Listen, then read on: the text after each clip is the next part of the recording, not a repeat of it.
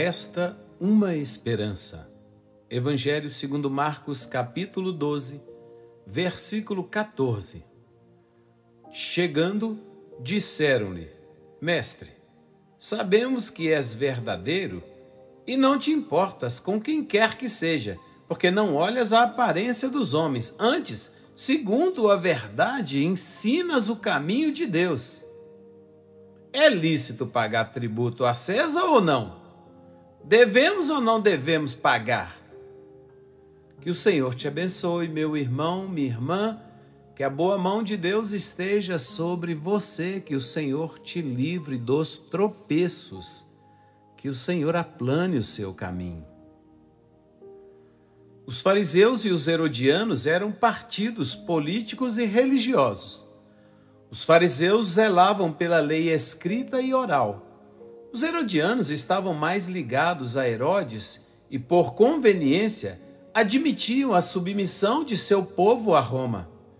A pergunta apresentada a Jesus é claramente uma armadilha. Eles não estão em busca de uma orientação, e sim de encurralar o Senhor. Na verdade, o que eles estão a perguntar é: Mestre, Israel deve se submeter a Roma ou se rebelar contra ela? Jesus foi seguido por uma multidão que acreditava ser ele o Messias que redimiria Israel e quebraria o cetro de opressão que estava sobre a nação. Esse grupo, certamente esperando a redenção, aguardava com ansiedade uma resposta que legitimasse a revolta. Os fariseus e herodianos sabiam que, se estimulasse a revolta, Jesus despertaria contra si a ira de Roma. Por outro lado, se dissesse que o povo judeu era obrigado a pagar o imposto, ele estaria a submeter Israel aos romanos, e assim se desqualificando aos olhos do povo como Messias. Ali estavam duas armadilhas em uma só pergunta. Em algum lugar, alguém sempre ressaltará a criatividade humana para o mal. De fato, é impressionante como somos capazes de encontrar argumentos para diminuir e destruir o outro. Neste caso, no encontro de Jesus com as autoridades judaicas, o mais impressionante é que o comportamento vem de pessoas esclarecidas e que têm amplo relacionamento com as Escrituras. Verdadeiramente, conhecer as Escrituras e participar dos rituais de culto não são suficientes para salvar o homem, para regenerar seu coração e libertá-lo da iniquidade. Não é aquilo que alguém ouve ou conhece que o muda, mas o que se faz com aquilo que se ouve ou conhece. Os fariseus e os saduceus conheciam a lei, mas não a observavam. Tornai-vos, pois, praticantes da palavra e não somente ouvintes, enganando-vos a vós mesmos. Tiago, capítulo 1, versículo 22. Foi o pecado que provocou essa mutação na humanidade e nos fez inclinar para o mal. Como um vírus de computador que, uma vez dentro do sistema, o corrompe, danifica e gera necessidade de sua formatação, o pecado mudou nossa programação, nossa natureza e nos tornou inclinados para o mal. Os fariseus e os saduceus tinham uma carreira religiosa, mas estavam longe de praticar a palavra.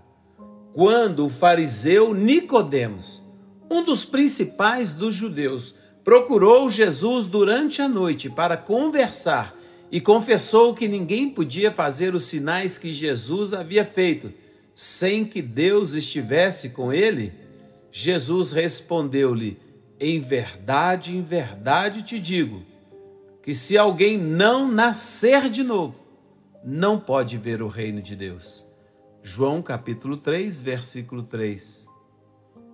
Perdidos e condenados em nossos delitos e pecados, há somente uma esperança para nós: a intervenção sobrenatural do próprio Deus.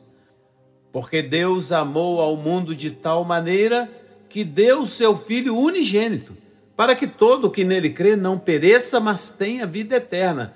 Porquanto Deus enviou o seu Filho ao mundo, não para que julgasse o mundo, mas para que o mundo fosse salvo por ele.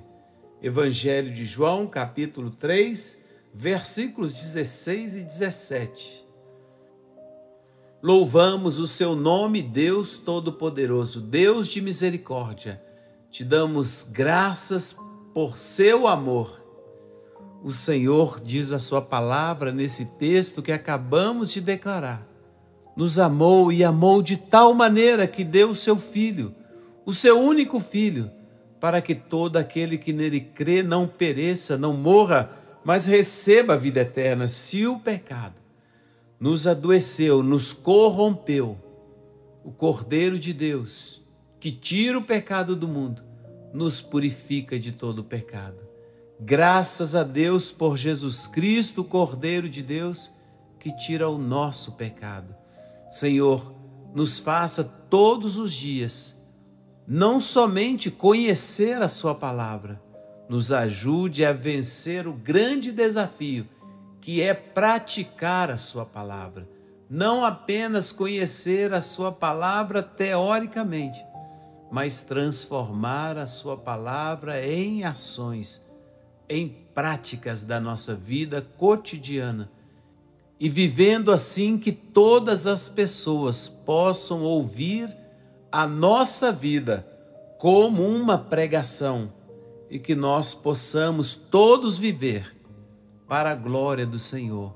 Obrigado por tudo, obrigado por Jesus.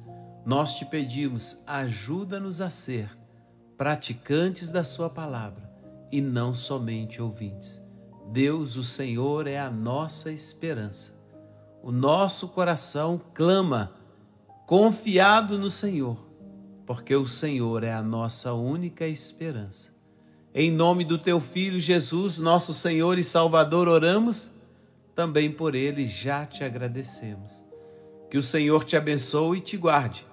Que o Senhor faça resplandecer o seu rosto sobre ti e tenha misericórdia de ti. Que o Senhor sobre ti levante o seu rosto e te dê a paz.